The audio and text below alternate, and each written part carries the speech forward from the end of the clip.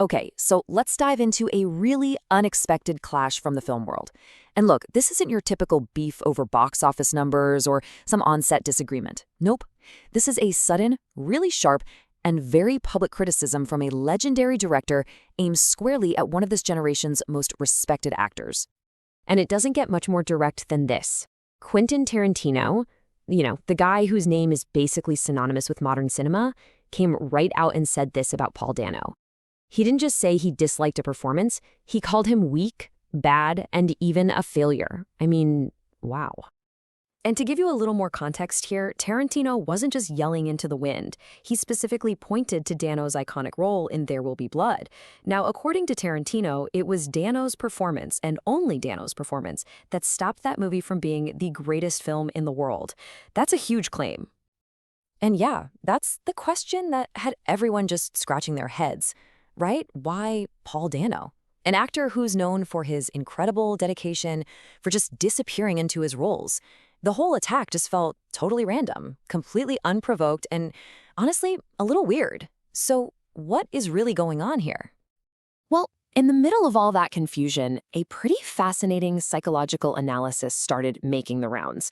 It's being called the mirror theory, and it suggests the reason for this attack is way deeper and more personal than just, a simple movie review.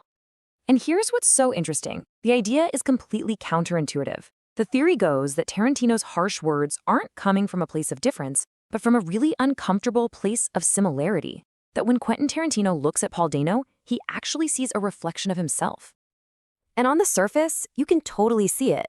I mean, neither Tarantino nor Dano really fits that classic Hollywood leading man mold, They're not Brad Pitt or Tom Cruise.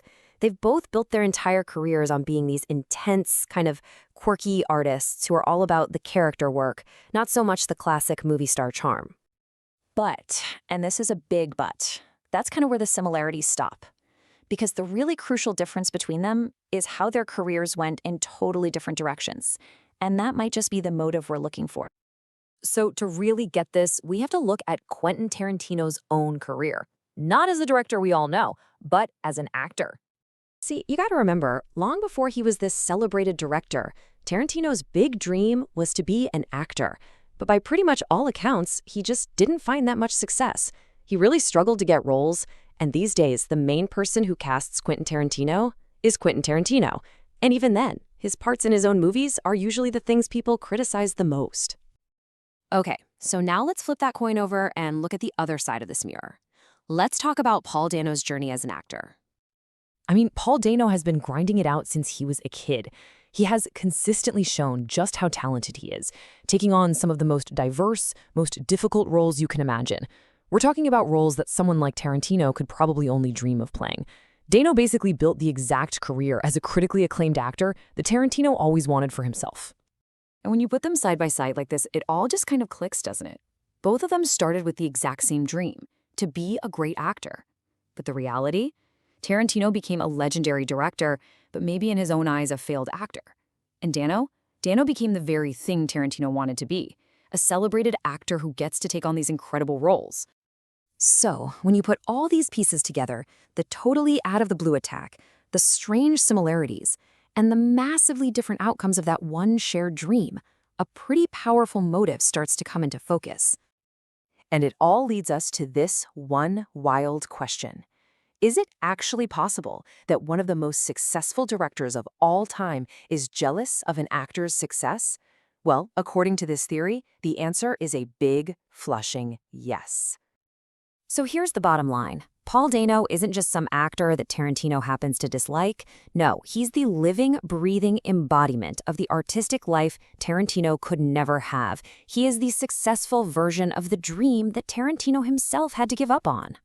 This whole attack, then, it's not really about Paul Dano's talent at all. It's like Tarantino's shouting his own internal frustration out loud. It's that little voice inside that asks, how can this guy, who's so much like me, be so much more successful at the one thing I love most? The one thing I failed at? And that's what makes this whole thing so fascinating. It's just a powerful reminder that even when you're at the absolute top of your game, you can still be haunted by your unfulfilled dreams, especially when you see those very dreams come true for someone else. So, I'll leave you with this final thought. Tarantino might never have become the actor he dreamed of being, while Paul Dano did. But when you think about Tarantino's unbelievable impact as a director, who do you think has really left the bigger mark on the world of movies? It's something to think about.